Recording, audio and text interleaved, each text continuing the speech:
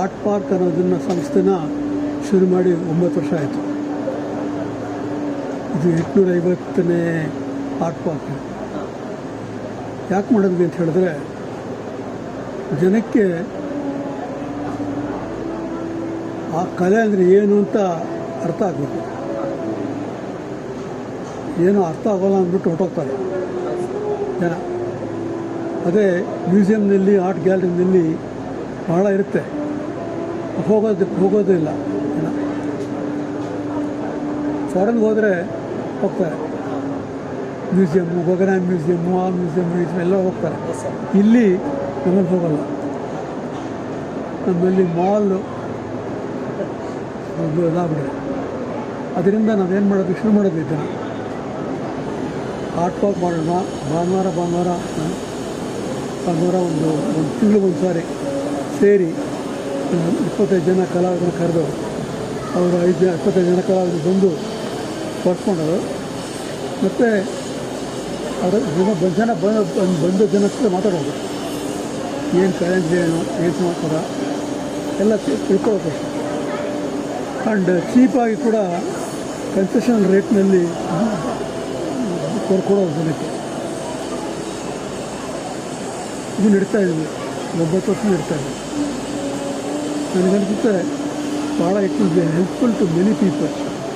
ಈಗ international airport ಅವರು ಇಲ್ಲಿ ಮಾಡೋಣ ಇಲ್ಲಿ ಅಂತ ಹೇಳಿದ್ರು. ನಾನು ಹೇಳಿದೆ, ನೀವು ಯಾರು ಮತ್ತು ನನಗೆ ನೀವು ಖರ್ಚು ಕೇಳಿಬಿಡಿ, ನೀವು ಖರ್ಚು ಕೊಡೋದಾಗಿದೆ ಮಾಡಿ, ನಾವು ಬರ್ತೀವಿ ಅಂತ ಹೇಳಿದ್ರು. ಅವರೇ ಎಲ್ಲ ಮಾಡಿದ್ದಾರೆ, ಬಂದಿದ್ದೀವಿ. ಸೊ 25 ಜನ ಕಲಾವಿದರು ಇಲ್ಲಿ ವರ್ಕ್ ಮಾಡಿದ್ದಾರೆ.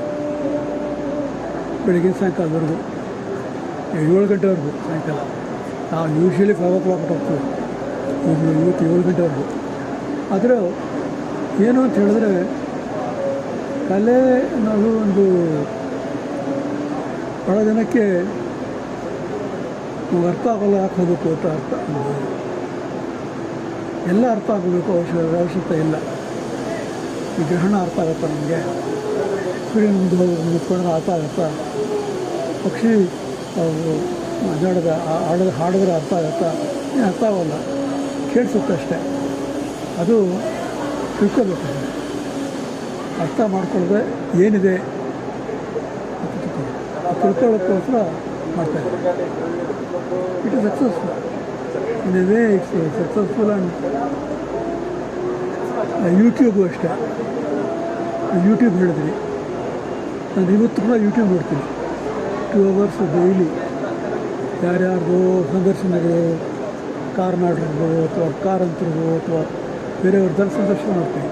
ಯಾಕೆಂತ ಹೇಳಿದ್ರೆ ಅರ್ಥ ಆಗತ್ತೆ ನಮ್ಗೆ. ಏನಾದರೂ ಅವರು ಮಿಸ್ ಮಾಡಿರೋ ಸ್ನೇಹಿತರೆ ಅವರೆಲ್ಲ, ಆದರೆ ಅವ್ರು ಹೇಳಿದಿರೋರೊಳಗೆ ಮಿಸ್ ಮಾಡಿರ್ಬೋದು. ನಾವು ಅನಂತಮೂರ್ತಿ ಹೇಳಿದ್ರು ಸರ್ ಏನಾದ್ರು ಮಿಸ್ ಮಾಡಿರ್ತೀವಿ. ಅದನ್ನು ತಿಳ್ಕೊಳ್ಳೋಕ್ಕೋಸ್ಕರ ಮಾಡ್ತೀನಿ.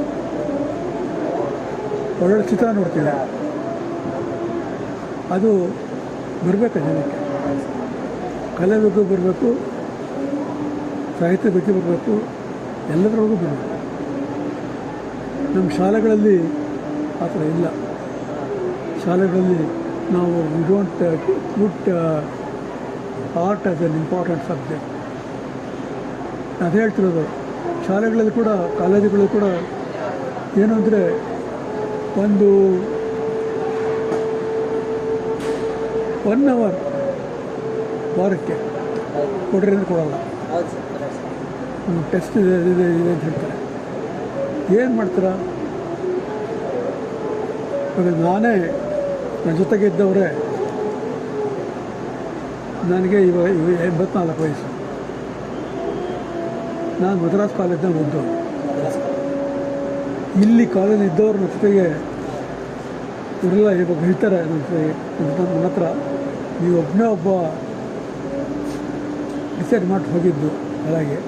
ನಾವೆಲ್ಲ ಬೇರೆ ಕೆಲಸಕ್ಕೆ ಹೋದ್ವಿ, ಕೆಲಸ ಮಾಡಿದ್ವಿ, ರಿಟೈರ್ ಆದ್ವಿ, ಏನು ಪ್ರಯೋಜನ ಇಲ್ಲ ಲೈಫ್ನಲ್ಲಿ. ಸಂಪಾದಿಸಿದೀವಿ ಅಷ್ಟೇ, ಲೈಫ್ನಲ್ಲಿ ಪ್ರಯೋಜನ ಇಲ್ಲ ಅಂತ ಹೇಳ್ತಾರೆ. ಅದು ನನಗೆ ಭಾಳ ಖುಷಿ ಕೊಡುತ್ತೆ. ಯಾಕೆಂದರೆ ಒಂದು ಕಲೆಯಲ್ಲಿ ಒಂದು ಕವಿತೆ ಆಗಲಿ ಅಥವಾ ಕಲೆ ಆಗಲಿ ಅಥವಾ ಯಾವುದಾದ್ರೂ ಆಗಲಿ, ರಂಗಕಲೆ ಆಗಲಿ, ಒಂದು ಯಾವುದಾದ್ರೂ ಒಂದರೊಳಗೆ ಜನ ಹೋಗ್ಬೇಕು, ಅದು ಅರ್ಥ ಮಾಡ್ಕೋಬೇಕು ಅಂತ ಹೇಳಿದ್ರೆ ಅರ್ಥ ಹೋಗ್ಬೇಕು ಅದಕ್ಕೆ. ಇವಾಗ ಒಂದೇ ಸರಿ ಹೋದರೆ ಅರ್ಥ ಆಗಲ್ಲ, 10 ಸರಿ ಹೋಗ್ಬೇಕು, 3 ಸರಿ ಹೋಗ್ಬೇಕು. ಸೊ ನಾನು ಅದೇ ಇರೋದಷ್ಟೇ, ಈ ಥರ ಮಾಡಿದ್ರೆ ಅರ್ಥ ಆಗುತ್ತೆ ಅಂದ್ಬಿಟ್ಟು ನಾವು ಮಾಡ್ತೀವಿ. ಯಾರು ಕರೆದ್ರೂ ಹೋಗ್ತೀವಿ ನಾವು ಮಾಡ್ತೀವಿ.